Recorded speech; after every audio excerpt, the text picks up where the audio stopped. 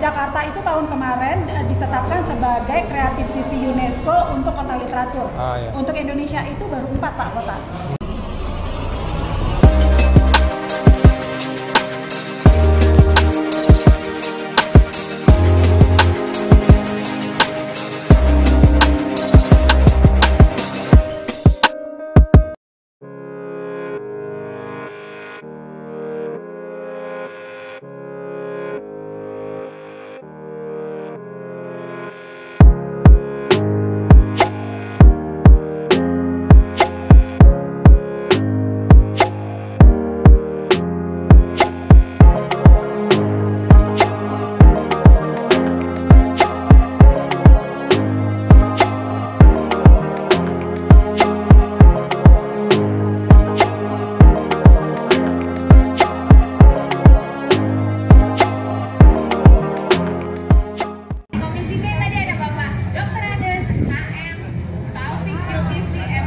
Waduh, Pak Taufik ya, Pak Taufik, tolong dong Pak, sambutan aja Pak buat kita-kita. Assalamualaikum warahmatullahi wabarakatuh. Alhamdulillah, salam sejahtera untuk kita semua. Yang saya hormati Pak Kiai Haji ya dari Mansur ya, Al Mansur DKM, kemudian ada Ustaz Haji Firman. Firman Haris, ya, Ketua Yayasan Kota Tua, ada Mbak Sekar, Desi Sekar, yang juga ibu rumah tangga di sini katanya tadi dapur dari acara ini. Bapak-bapak, ibu-ibu, apa kabar nih semuanya? Sehat ya? Tahu gak ini acaranya apa nih? Ya? Acaranya namanya Pelangi di Jakarta, ya. Pelangi di Jakarta merajut kebinekaan dengan benang budaya. Kita ini mewarisi Jakarta yang bermacam-macam. Artinya ada berasal dari bukan hanya Betawi tapi dari suku macam-macam, dan juga punya kebudayaan, punya kebiasaan, punya kultur yang bermacam-macam. Kalau kita lihat misalnya di sini tadi ada Cakrabuana ya. Cakrabuana itu apa tuh? Ya.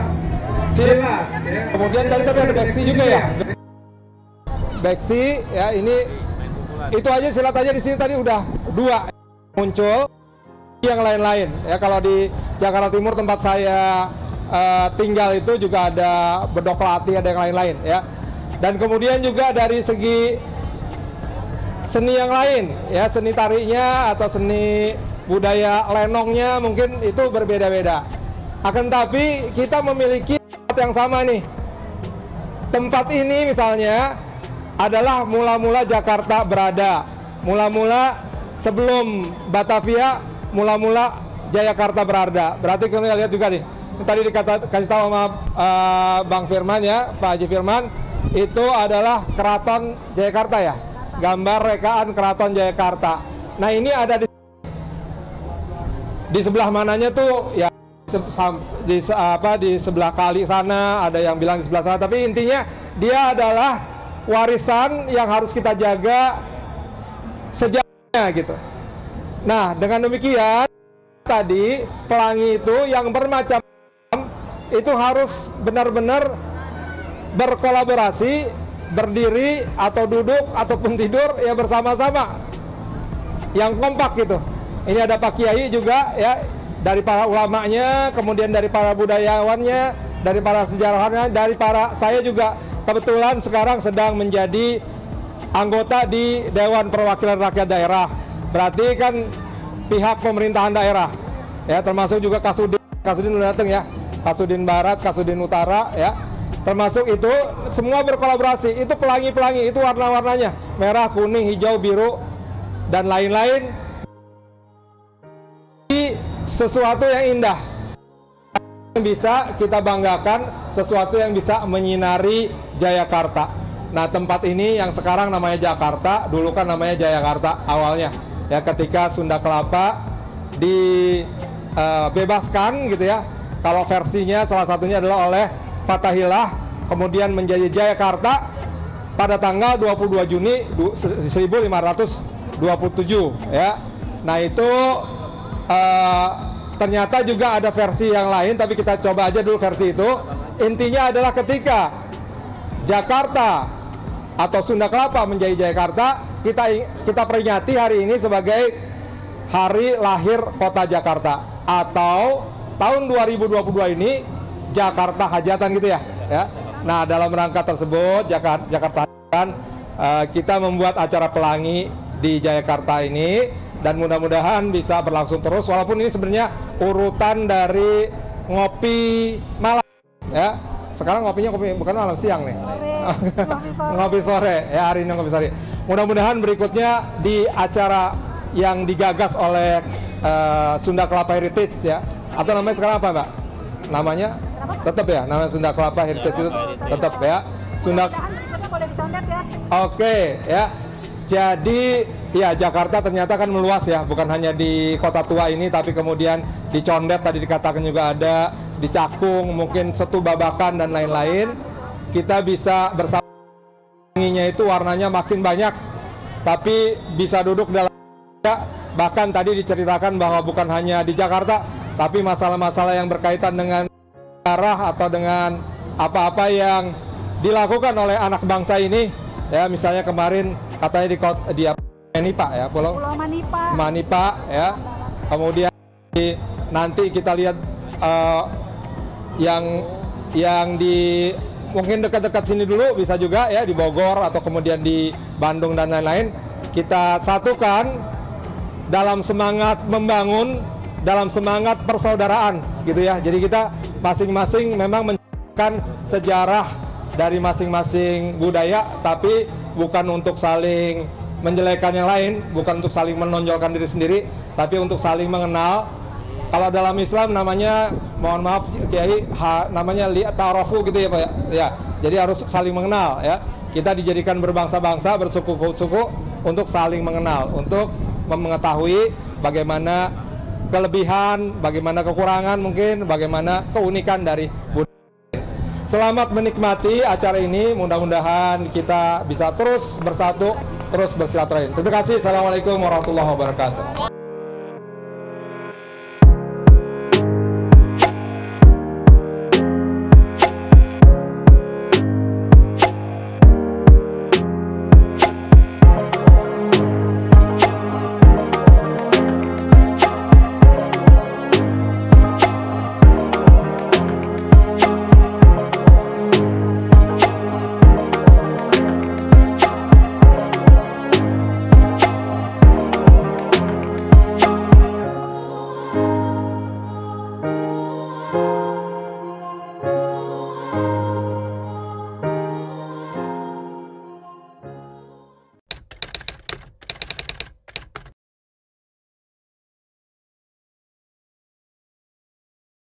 Oke, ceritakan tentang apa? Komunitas ngopi. Sunda Kelapa Heritage. Jadi Sunda Kelapa Heritage itu didirikan tahun 2011. Teman-teman itu dulu didorong oleh Pak Ari Budiman, dulu Kepala Dinas Kebudayaan Jakarta. Pada saat itu kami rata-rata masih aktif di Taman Fathahillah ini. Pak Ari Budiman bilang, kalian harus memperhatikan zona 1. Di zona 1 di Pelabuhan Sunda Kelapa tidak ada satupun komunitas yang memperhatikan Pelabuhan Sunda Kelapa. Saya, Daeng Mansur, dan beberapa teman-teman Karang Taruna, Penjaringan, Pademangan itu duduk bareng terus bilang, ayo kita bikin. Nah 2011 akhirnya dibuatlah komunitas Sunda Kelapa Heritage, tapi baru diresmikan di 2012. 1 tahun ya? 1 tahun, karena butuh kerjasama sama teman-teman, karena ini dari kegiatan merangkul komunitas yang di Jakarta Utara sebetulnya. Mulai dari Keroncong Tugu, mulai teman-teman yang aktif di UMKM, kemudian teman-teman Karang Taruna juga duduk bareng supaya kita punya persepsi yang sama bahwa kehidupan masyarakat pesisir Jakarta perlu diberdayakan. Nah, siapa yang memberdayakan? Teman-teman sendiri, komunitas-komunitas yang ada di Jakarta Utara lah. Karena kan tadi Pak Ari bilang, nggak ada nih yang ngurusin kawasan Sunda Kelapa. Komunitasnya ayo bangkit. Nah, ngobrol-ngobrol sama Pak Wali Kota, bukan hanya Sunda Kelapa yang kita didorong, tapi Jakarta Utara, karena waktu itu 12 destinasi Jakarta Utara. Akhirnya kita 12 destinasi kita destinasi bisa kita diminta. Bukan ya masuk barat juga ya? Barat nggak masuk? Enggak, cuma utara. Utara. Jadi kita di pesisir. Jadi kita diminta untuk mempromosikan, termasuk kegiatan kita adalah mempromosikan kegiatan pariwisata, seni, budaya, pendidikan di Jakarta Utara. fokus di Jakarta Utara. Zona 1 itu Jakarta Utara. Zona 2 Jakarta Barat. Kenapa nggak disuruh zona 2? Yang main di zona 2 udah banyak banget ya Pak Firman. Banyak sekali komunitas yang berkegiatan di Taman Fathahillah. Tapi buat siapa? Nah, buat siapanya? Nah, buat komunitas sendiri. Nah, kami Sunda Kelapa Heritage untuk warga Jakarta Utara. Community base lah. Ya, community base karena yang mengerjakan Sebenarnya kan harus 99% adalah warga Jakarta Utara. 1% di luar Jakarta Utara. Saya sendiri maksudnya yang bukan warga Jakarta Utara. Saya warga Ciputat, Pak. Oh gitu. Jadi saya hanya satu-satunya anggota Sunda Kelapa Heritage yang di luar Jakarta Utara. Selebihnya adalah warga Jakarta Utara. Bukan warga Ciputat, warga literasi ya, Bang. Saya dulu numpang di Pak Firman kegiatannya di Museum Mandiri. Kan namanya komunitas literasi. Di Indonesia Membaca saya dulu. Kegiatannya banyak di literasi. Nah, kegiatan literasi ini saya bawa di utara. Karena semuanya dasarnya adalah literasi kan, membaca, menulis, semua. Mau ngomongin UMKM juga dasarnya kalau nggak punya pengetahuan tentang UMKM juga kan nggak akan jalan gitu kan. Nah, literasinya harus kuat ya. Literasinya harus kuat, itu yang kita coba dorong. Termasuk tahun lalu kita menginisiasi ada gerakan literasi pesisir, ngobrol sama Pak Wali Kota yang sekarang, gerakan literasi pesisir. Kenapa? Kita ingin Jakarta Utara berdaya, tapi tidak melupakan Jakarta Barat, karena kita juga awalnya kan dari Jakarta Barat gitu. Makanya sekarang kolaborasi komunitas yang sekarang kita lakukan, kolaborasi komunitas Jakarta Utara dengan Jakarta Barat. Ayo. Kalau ini kan Jakarta Barat ya? Ini Jakarta Barat. Taman Fathahillah ini zona 2 Kota Tua masuk Jakarta Barat. Jadi sebetulnya kawasan Kota Tua Jakarta itu masuk dalam dua kota administratif, Jakarta Utara dan Jakarta Barat. Hanya kawasan zona 1 yang masuk Jakarta Utara, selebihnya adalah kawasan Jakarta Barat. Jadi zona 2 sampai 5 itu Jakarta Barat ya Pak Firman ya? Ya, 2, 3, 4 ya. Iya, 2, 3, 4 itu Jakarta Barat. Jadi penguasanya adalah Jakarta Barat dan Jakarta Utara. Sayangnya kita tidak seperti Batam yang punya badan otorita, walaupun ada unit pengelola kawasan, tapi levelnya belum sampai badan otorita. Kita sih ingin mendorong supaya ini kan 2 kota administratif. Kalau jalan kan sendiri-sendiri, suka sendiri-sendiri ya Pak ya. Kalau ada badan otorita Kota Tua Jakarta itu akan jauh lebih kuat, akan jauh lebih berdaya Kota Tuanya dibandingkan kalau jalan sama-sama jadi sendiri-sendiri nih. Kota administratif Jakarta Utara punya program sendiri, Jakarta Barat punya program sendiri. Jadi selama ini gitu ya? Selama ini jalan sendiri-sendiri ya? Nah, kita komunitas karena bisa luas, bisa masuk di semua sudin. Nah, coba kita kawinkan, termasuk yang sekarang. Program ini didukung oleh 2 sudin, Jakarta Utara dan Jakarta Barat. Kita ajakin, ini bareng-bareng yuk gitu loh. Karena kan kita masih dalam rangka Jakarta Hajatan kan, gitu loh. Ayo. Nah, kemarin teman-teman bilang, ayo kegiatan ngopi sore yang offline ini kita mau bikin rutin 2-3 bulan sekali, tapi energinya harus di-charge dulu nih, karena ternyata energinya banyak banget ya. Ini teman-teman luar biasa nih, apa namanya, drive-nya untuk supaya punya ruang sebetulnya, karena udah kangen untuk ketemu offline ya Pak Firman. Kita udah 3 tahun nggak ketemu ya, online terus. Jadi berharap obrolan seni budaya itu bisa sambil ngopi-ngopi. Ini bawaannya jadi yang online kan kita judulnya ngopi malam. Nah, ngopi sore ini ada kudapan ringannya, ada apa yang rebus-rebusan sama kopinya nggak ketinggalan. Gitu. Oke. Jadi ini saya saya mau ikutlah memajukan kontribusi. Kalau diundang ngopi malamnya sih bagus juga. Artinya saya mungkin bisa menjembatani dengan dinas-dinas atau dengan gubernur atau dengan untuk memajukan sejarah Jakarta, sejarah pesisir, Kota Tua dan lain-lain. Kan kemarin juga ada banyak ngobrol sama Pak Firman, udah banyak ya, tentang Kota Tua sendiri, tentang Jayakarta dan lain-lain. Nah, kalau ada yang kegiatan dari komunitas sendiri berarti dari masyarakat kan ya? Ini bukan, ini dari bottom up nih, bukan top down ya. Bukan ada SK dari pemerintah gitu. Kita malah gedok pintu Pak. Iya. Dok semua sudin-sudin itu kita dodokin satu-satu. Ayo.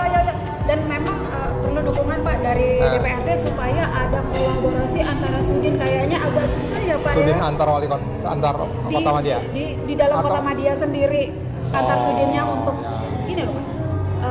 Antar pariwisata. Gitu. Saya itu kan karena literasi kan saya mengawinkan semuanya ya Pak ya. Kadang-kadang sudinnya sendiri nggak ngerti kenapa sih Damkar bisa duduk bareng sama Tata Air, bisa duduk bareng sama Bina Marga, UMKM, ya. nggak cuma Bina Marga Pak, saya bisa Ya. mendudukan bareng misalnya Damkar dengan SDA. ngomongin tentang kebencanaan gitu, saya mendudukan beberapa sudin.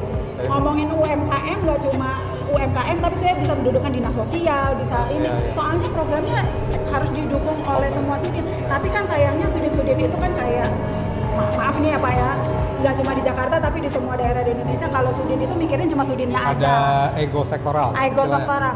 Kolaborasi antar sudin, kolaborasi antar kota administratif itu perlu dijalankan supaya kita kalau mau percepatan kegiatan di Jakarta nggak sendiri-sendiri gitu loh Pak, karena ternyata programnya itu mirip-mirip sebetulnya, atau pemangku kepentingannya itu sama, yang dilayani kan, yang diampu kan masyarakat, tapi ini programnya sendiri-sendiri, nanti sama programnya tapi sektornya beda-beda gitu kan, sayang Pak.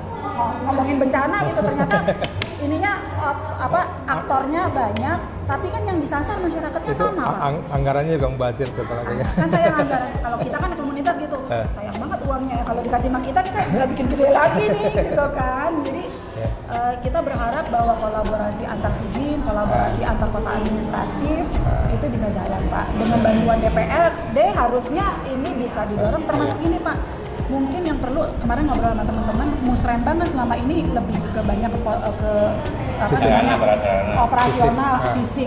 Musrembang kebudayaan belum ada Pak. Gimana caranya Jakarta punya musrembang kebudayaan? Apalagi sekarang Jakarta sebagai kota literatur bukan. Jakarta itu tahun kemarin ditetapkan sebagai Creative City UNESCO untuk kota literatur. Untuk Indonesia itu baru 4 Pak kota yang masuk jaringan kota kreatif UNESCO. Ambon itu kota kreatif musik, Pekalongan itu yang batik, bukan batiknya tapi kesenian rakyatnya. Saya lupa bahasa Inggrisnya Pak, folklore dan apa gitu lah. Bandung itu kota administratif, kota kreatif desain. Jakarta kota kreatif literatur. Literasinya harus kuat kan. Kolaborasi antar lembaga, bukan pentahelix lagi Pak, heptahelix katanya ini. Karena bukan cuma 5, ternyata harus ada 7. Kenapa? Kadang-kadang NGO-nya nggak kesebut. Kalau pentahelix cuma ngomongin masyarakat dan komunitas, NGO-nya nggak masuk nanti. NGO-nya dianggap bagian dari masyarakat, padahal itu beda sendiri pendekatannya. Kemudian ada yang lainnya, donatur Pak, donatur pribadi maksudnya Pak. Kita juga perlu loh donatur pribadi. Jadi makanya heptahelix Pak, bukan pentahelix lagi, tapi heptahelix supaya ada NGO dan CSO plus donatur pribadi bisa masuk. Karena bisa jalan. Kayak contohnya waktu 2018 pembangunan kembali rumah adat Janggadolok yang terbakar karena mercon, itu kan pembangunan yang sebelum kebakaran mercon itu dananya dari dana kebudayaan, dari Kemendikbud. Yang membiayai pembangunannya adalah donatur pribadi. Nah kalau Jakarta kita punya banyak sekali orang-orang kaya yang bisa jadi donatur untuk kegiatan kebudayaan, untuk memajukan butuh musrembang kebudayaan. Itu butuhnya juga sosialisasi kepada para calon donatur tersebut. Sekarang itu mereka belum ngerti gitu. Makanya kita butuh Dewan Pak untuk bantuin ngubungin donatur itu Pak. Yang punya jaringan kan bukan ini kita ya. Kalau mereka tahu masalahnya, mungkin mereka mau ngasih gitu. Maksudnya, oh ini untuk mengembangkan ini ya. Kalau sekarang kan nggak jelas. Proposal yang masuk misalnya juga kan. Betul. Nggak. Nah kalau ada forum seperti ini itu bagus sekali.